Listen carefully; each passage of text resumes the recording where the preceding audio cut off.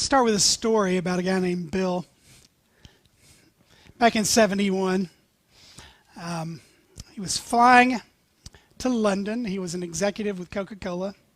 He was flying to London to meet with other Coca-Cola marketing employees and some people from a band, a group that were kind of popular at the time. They had some popular songs. And they were going to write and record a song that would be used in Coca-Cola radio commercials. They already had the music, but they didn't yet have the lyrics, and so they were going to get together and write this song. Well, the London airport was socked in with fog.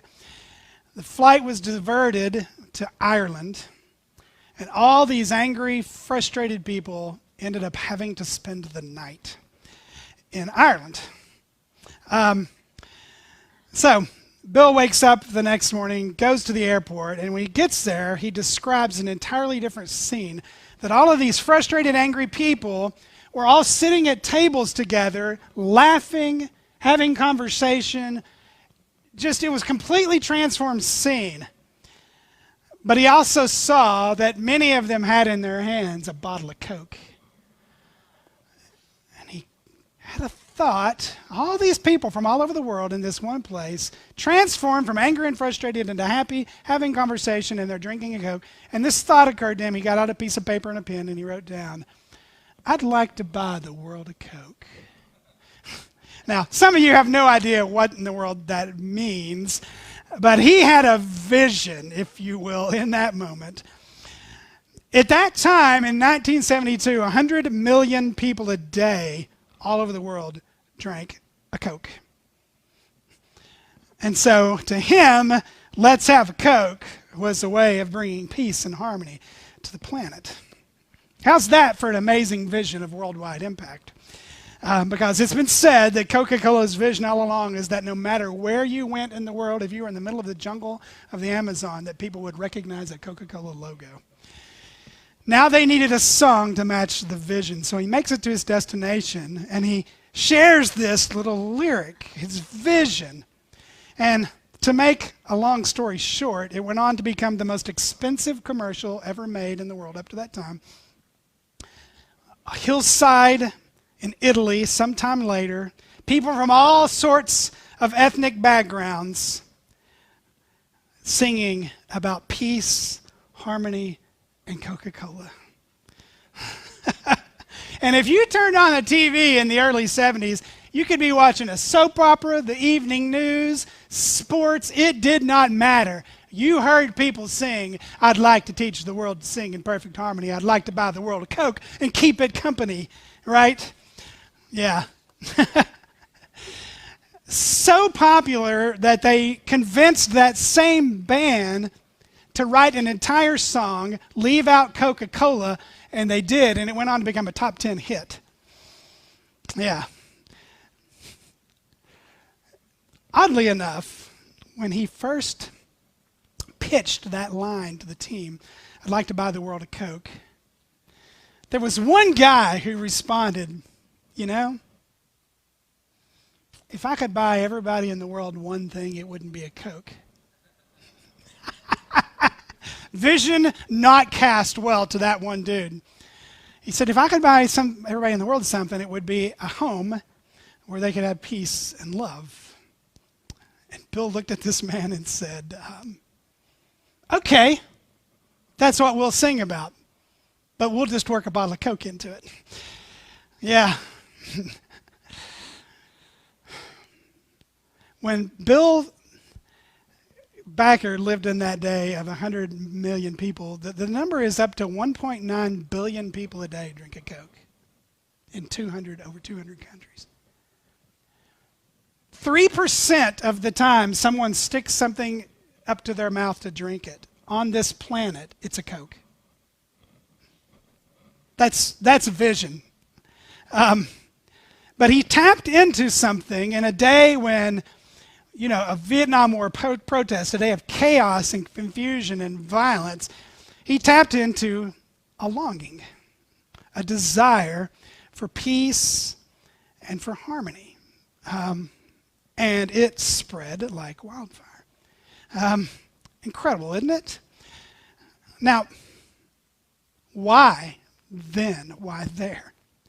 Why now? Like, is there more going on than I want to buy the world a Coke and keep it company, right? I mean,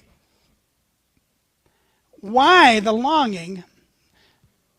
Well, for one, we know we don't have it. We know what we don't have. We don't have everybody sitting together laughing in peace and harmony. It'd be good if we had some of that. But I wonder if it taps even deeper into a deeper longing of our hearts. A longing for peace, a longing for harmony. Does it even go down to our hearts knowing that something's been lost and we're not sure what it is? And does it even tie in creation? When they rewrote the song, the first verse said, I'd like to buy the world a home and furnish it with love, grow apple trees and honeybees and snow white turtle doves. Boy, doesn't that just hit you where you live, right? We even know that there's something wrong with the planet, and we're not sure what it is. This past Monday in my worldview class, we asked the question, what went wrong? What went wrong? Because the week before, we asked the question, how did it all begin?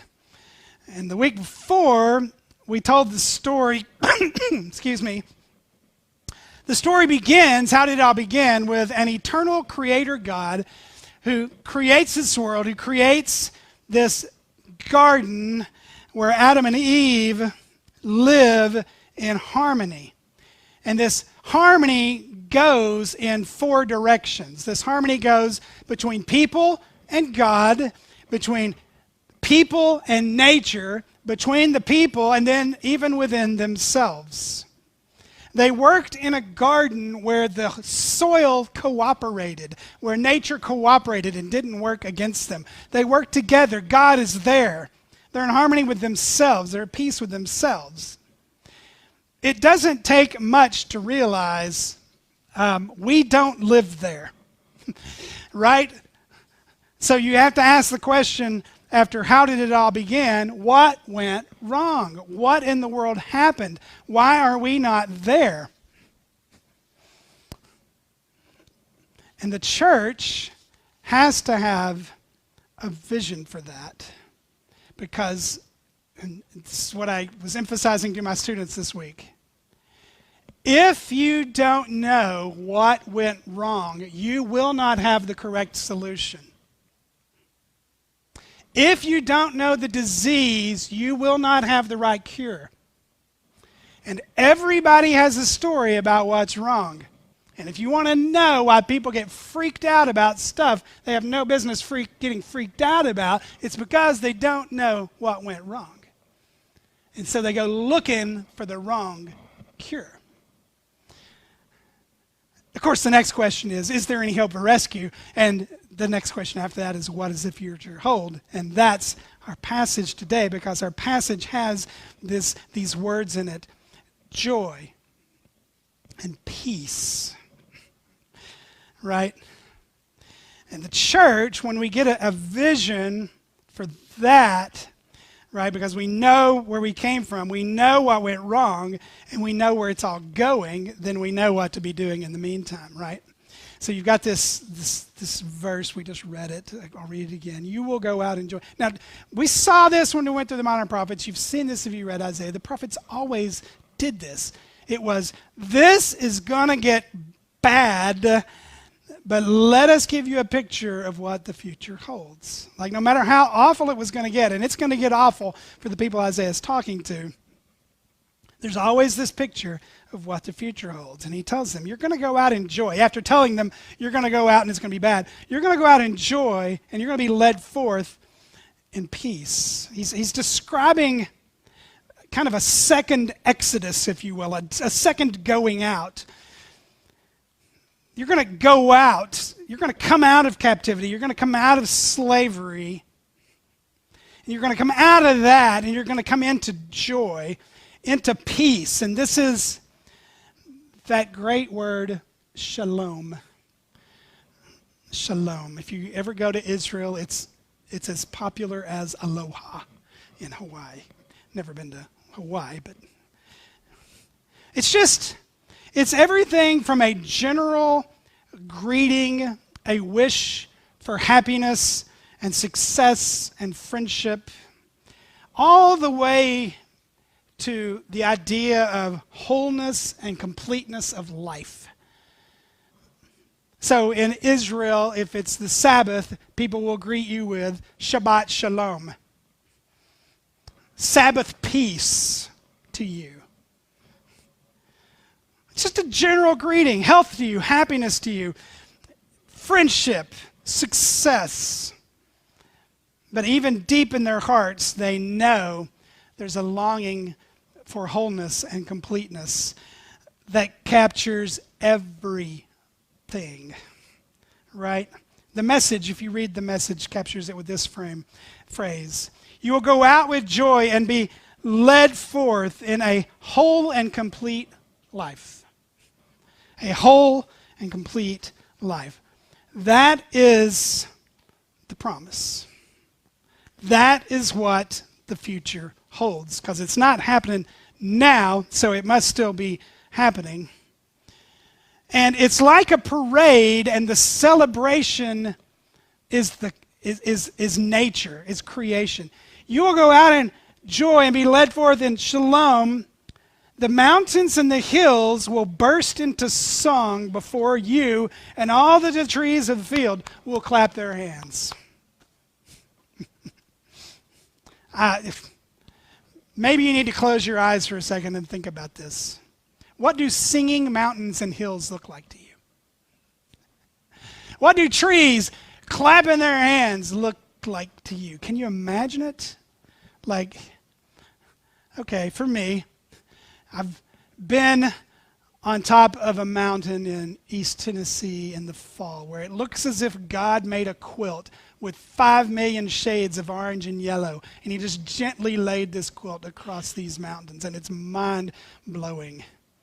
That's kind of what I picture when I picture singing mountains and the trees of the field. Maybe for you, you picture a field covered in as far as you can see with bluebonnets and Indian paintbrushes, right? Just colors beyond imagination. Maybe that's what the applause of nature looks like to you. Only I believe the purples will be purpler, and the oranges will be orangerer, and the greens will be greenerer, right? Because it'll just be perfectly remade. We saw this in Revelation, didn't we? But he's picturing this four-way harmony in the future, and nature getting in on it. That's so big. Harmony, shalom with God, shalom with one another, shalom with our own hearts, and shalom with nature.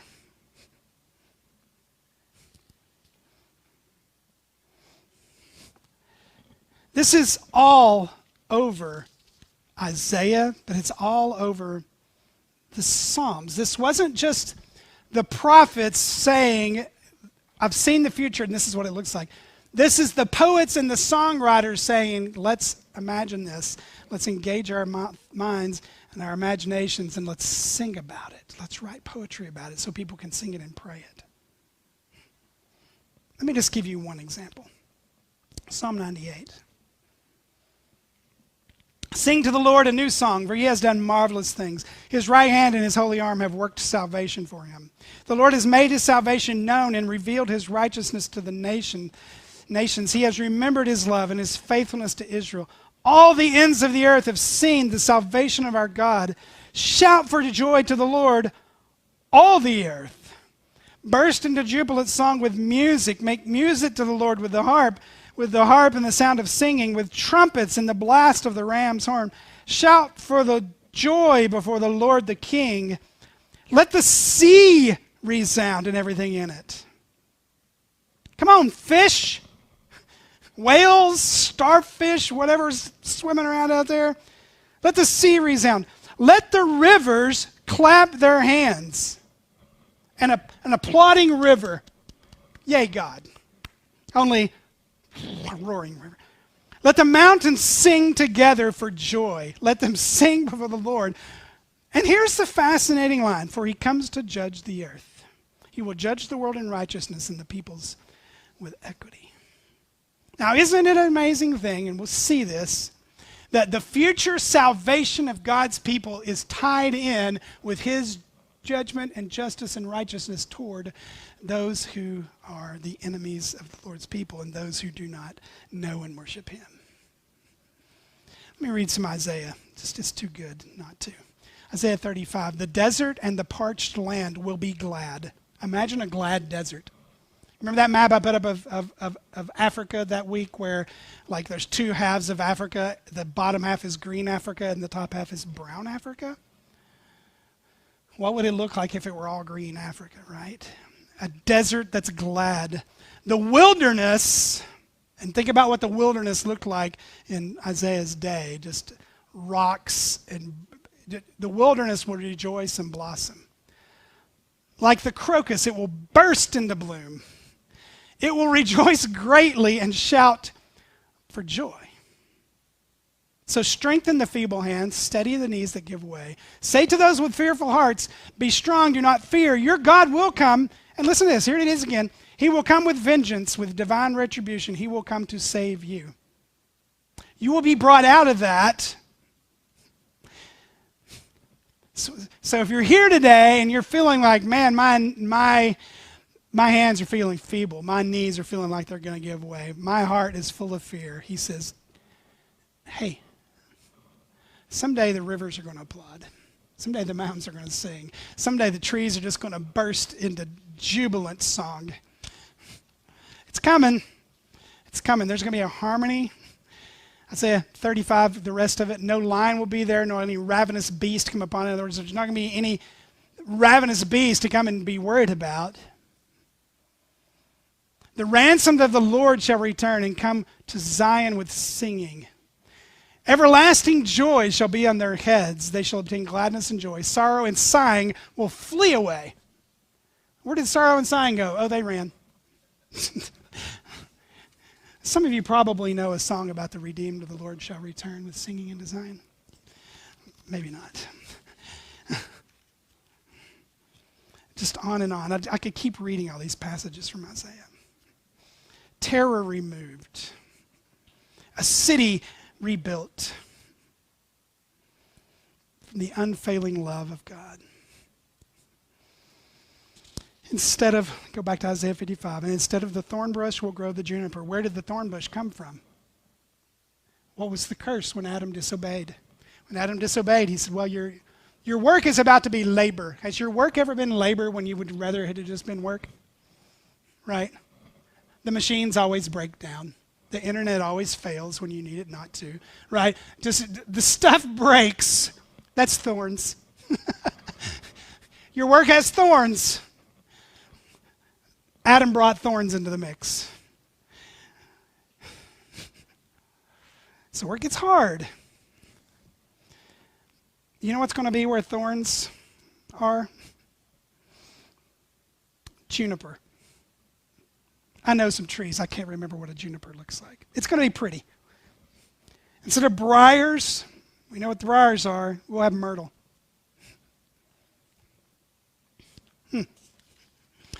Do you see what's happening?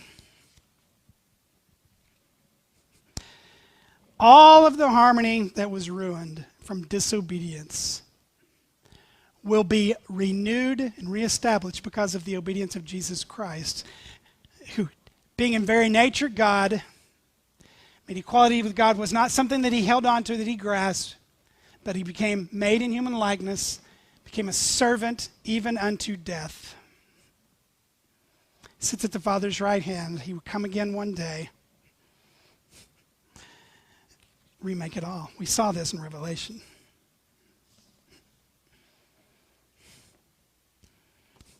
The poor and the needy search for water, but there is none. We'll make this the last one.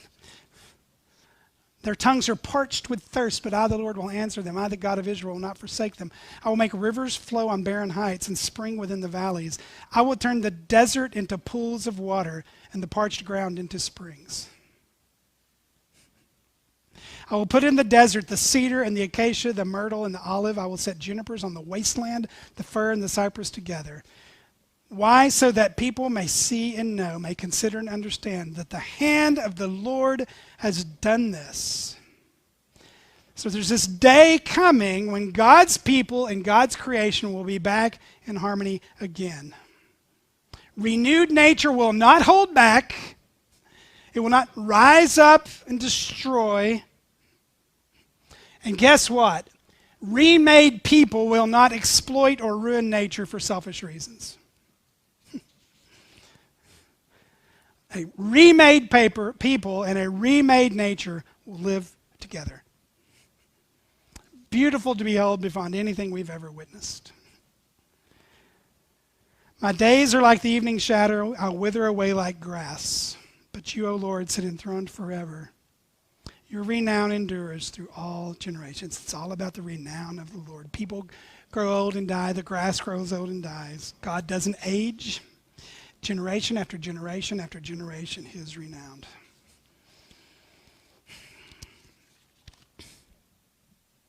Goodness, we could just keep reading the passages. I'm not going to, but we could just keep going. Jeremiah 33.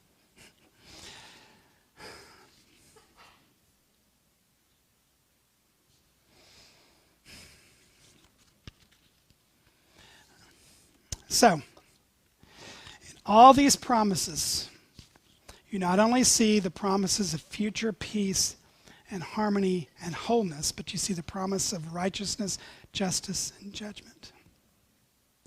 So you're saying, do we just sit back and wait and do nothing?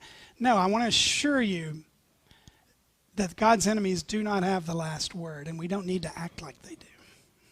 We don't need to act like they do. Illness doesn't have the last word. Nature as it is doesn't have the last word. Salvation and deliverance into joy and peace will mean deliverance from everything that's not joy and shalom. See, this is why one of the reasons why I believe over and over and over again the Red Sea comes up in Scripture. Remember the Red Sea, remember the Red Sea. Why? Because God's people were at the edge of destruction with Egypt and Pharaoh behind them, bearing down in chariots and horses, the Red Sea in front of them. And what does he always say? He saved you through the Red Sea. But he also saved them by the Red Sea. The water that parted for them came down on their enemies' heads. That's God saying, remember who's in control of nature here. So when you go to Romans, and I'll just read my favorite chapter in the Bible. It's the best chapter in the Bible. Everybody knows Romans 8. It's the best chapter in the Bible. But it says, I consider that our present sufferings are not worth comparing with the glory that will be revealed in us. Present sufferings, horrible, awful. We shed tears. We sigh. We groan. And he says, but there's a glory coming that will be revealed in us, the sighing, the groaning, the feeble-handed people. For the creation waits. Creation's waiting in eager expectation. The mountains and the hills are just like they've got the song on their lips going, when do we get to sing? The trees they've got their hands out. They're ready to bring them together. For the children of God to be revealed. Creation wasn't subject to frustration by its own choice, by the one who God subjected creation to this, in the hope that creation itself will be liberated from its bondage to decay and brought into the freedom and the glory of the children of God. All of creation is groaning till now. We are groaning, but our hope is that we will be remade, and when we're remade, creation will be remade. Or maybe it's at the exact same time. I don't know how that's going to look, but it's going to be incredible. And it'll all be for the Lord's renown. In Isaiah, there's 3 times in these brief chapters, there are 3 things that are everlasting. God's loving kindness, his covenant, and the renewal and restoration of the world. An everlasting renewal. So, it all started with shalom. It's all headed to shalom. In between, shalom is lost and disobedient. Shalom is forfeited. How are you going to bring shalom? The peace bringer. So how do we get back to the fourfold peace? Peace with ourselves, peace with God, peace with each other. That's what Jesus came to bring. Maybe people were expecting that Jesus would bring this when he came the first time. He's bringing it the next time. So we have a better song than I'd like to teach the world to sing and buy them a Coke. As a matter of fact, I didn't think of it till it was too late. But I was like, we really need to sing Joy to the World today. Joy, because it was written for the second coming, not the first. Joy to the world, the Lord has come. Let earth receive our King. Every heart prepare him room. And heaven and nature sing. Yeah. Buy the world a Coke. Yeah.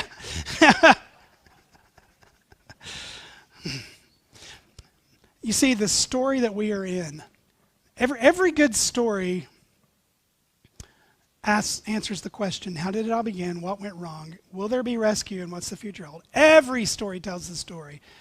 Set it up, mess it up, fix it up, wrap it up. Every story has those 4 parts. How did it all begin? What went wrong? Can we be rescued? What's the future hold? We know how it began. We know what went wrong. Therefore, we know the right answer to, is there any hope for rescue? The story taps into the deepest longing of the human heart.